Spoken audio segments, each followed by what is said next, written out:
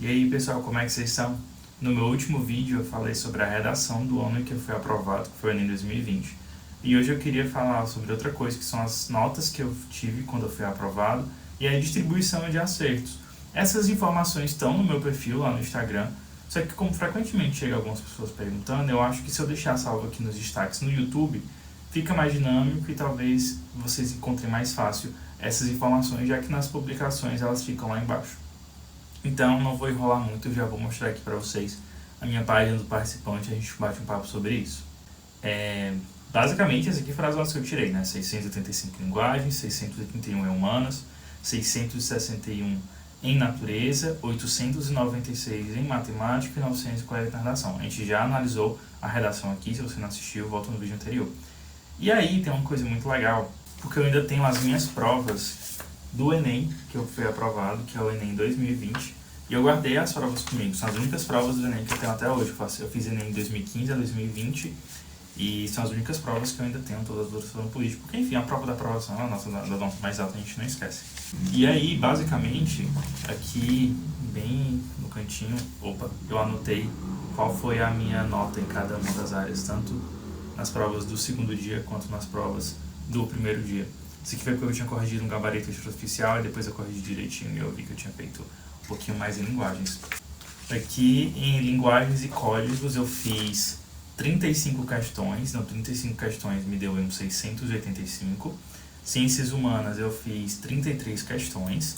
Ciências da natureza eu fiz... Eu lembro que tinha uma confusão entre fazer 29 e 30, mas aqui eu anotei 29, então deve ter sido 29 questões.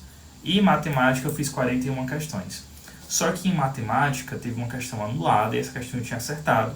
Então no final eu fiquei com 40 de 44, né? Porque quando a questão é anulada no Enem, ela para de ser considerada pela TRI. Então eu fiz aí, deixa eu somar aqui, 41 mais 29 mais 35 mais 33, 138. Aí se desconsiderar lá a questão de matemática, eu fico aí com 137 questões. E aí, na média, isso que me deu, Então, mas bora somar aqui pra gente ver junto qual foi a minha média. Eu já sei, mas eu vou fazer com vocês. 685,1 mais 681,1 mais 661,3 mais 896,4 mais 940 igual. Aí a gente divide esse valor aqui por 5 e dá uma média aí de 772,78. Uma coisa que é importante falar pra vocês é que nessa época não tinha nenhum corte que fosse acima da minha nota, né, que não tivesse sido chamado na minha categoria na UFC, né, que eu sou da cota L1, baixa renda, escola pública, e eu lembro que a menor nota que tinha sido de corte era tipo 763, alguma coisa assim, 762. Então eu tava muito tranquilo, eu já tava fazendo faculdade nessa época, então era uma segunda chance que eu ia ter de voltar pro Ceará, e eu lembro que eu coloquei e fiquei tranquilo, e falei, pô, vai dar certo. Aí ao longo dos dias, né, foi um SISU que teve 9 cortes parciais. Eu tava dentro até o último dia e no resultado eu caí fora por 5 vagas. E aí esperei um tempinho aí, fui chamado na lista de espera, na primeira lista de espera do meio do ano. Então eu fui chamado lá para setembro. Não fui atrasado, eu comecei o semestre junto com a galera, né, no primeiro dia de aula bem direitinho. Tava na pandemia, então por isso que atrasou tanto. As minhas aulas começaram ali outubro. Acho que foi 27 de outubro, por aí, foi outubro.